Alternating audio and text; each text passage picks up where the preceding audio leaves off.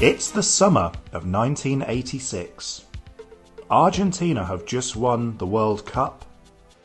Optimus Prime is dead. There's no escaping Phil Collins.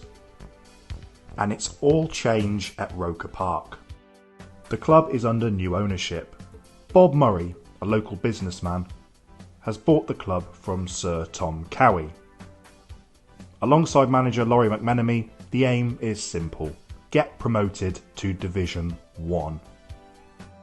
McMenemy's first season at Sunderland was a disappointment, finishing just 18th. This was the year to right that wrong. Nike were also out of Sunderland, being replaced by a firm called Patrick. And boy, did they produce some brilliant kits for Sunderland. This is the home shirt that Patrick produced for Sunderland. After the predominantly white kits created by Lecoq Sportif and Nike, Patrick flipped it around and gave us a predominantly red look. This was the first of many shirts to have the red raglan sleeves. You see it quite often these days, but this was the first Sunderland shirt to do it. Sponsored by Vaux, it's got the badge in the centre of the chest. You've got the Patrick logo on the sleeves. You've got a little Patrick label inside. And this one was signed by Eric Gates, who famously wore this shirt. I think this shirt is absolutely beautiful, and it's in great condition, which is a testament to the quality of the shirts in the 80s. You might notice there's something strange about this shirt. Most Sunderland shirts have a centre stripe, whether it's red or white, there's normally a stripe in the middle. On this one though, it has a red and a white stripe meeting in the middle. And as a result, all of the stripes are off centre.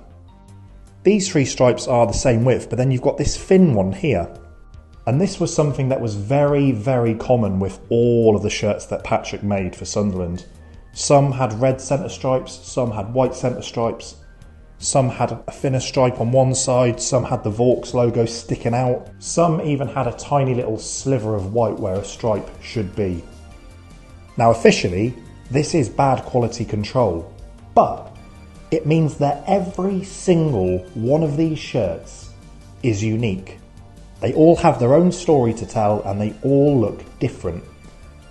And I love that. I think that's absolutely fantastic.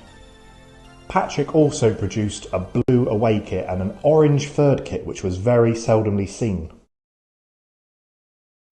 So the club might have looked the part, but on the pitch, it just didn't happen. All the initial hype and excitement about Lawrie McMenemy turned to despair.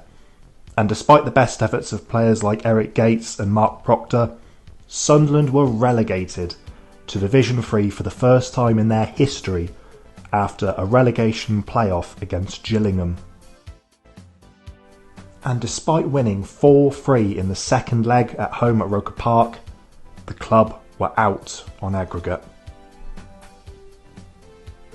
A total disaster of a season.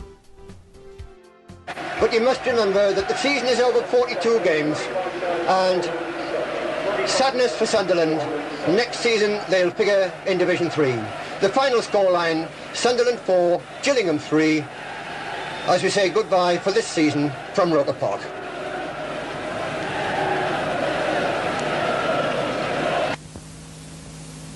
There was no time to dwell on the heartbreak of relegation. New manager Dennis Smith was tasked with getting the club back up at the first time of asking.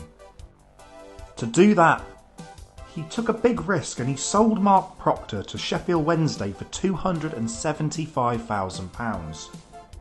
This helped fund the purchase of Marco Gabbiadini, a young striker who he previously managed at York City. Gabbiadini, partnered alongside Eric Gates, became known as the G, and between them they scored 42 goals as Sunderland romped to the 87-88 Division 3 title. A remarkable season. Of course, it wasn't just Division 3 that Sunderland competed in that season. As well as the FA Cup and League Cup, Sunderland competed in the EFL Trophy, then known as the Sherpa Van Trophy, for the first time in their history. Despite a run that included a 7-1 win against Rotherham United, They were beaten by Hartlepool in the third round. So a cup competition win wasn't to be for Dennis Smith and Sunderland that year, though Smith did go on to win the Football League trophy in 2005 with Wrexham, and Sunderland went on to win the Papa John's Trophy in 2021. Although it wasn't to be in the Sherpa Vans Trophy, Sunderland did still play at Wembley in April of 1988.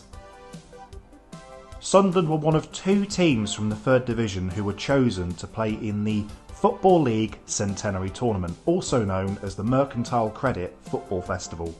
2 days, 16 teams, competing in a mini-tournament at Wembley.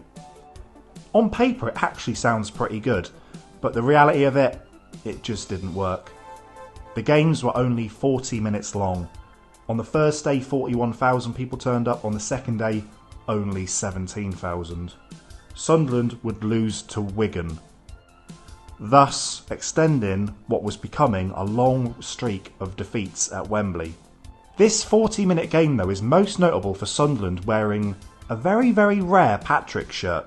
It was only used one other time away at Preston, but it was never released, and it's one of the rarest Sunderland shirts of all time. A genuine one would set you back thousands of pounds. As nice as it would have been to have won the Sherpa Vans Trophy and win at Wembley, albeit in a football festival tournament, the most important thing was getting promotion, and Sunderland did that. Players became legends. Dennis Smith would go on to take the club back to Division 1 a few years later. It was just a great, great time to be a Sunderland fan. Sunderland fans got to go all over the country to grounds that they'd never been before and take over everywhere they go. And as 1988 would see the beginning of the Hummel era, Sunderland's redemption wearing Patrick was complete. The good times were back on Wearside.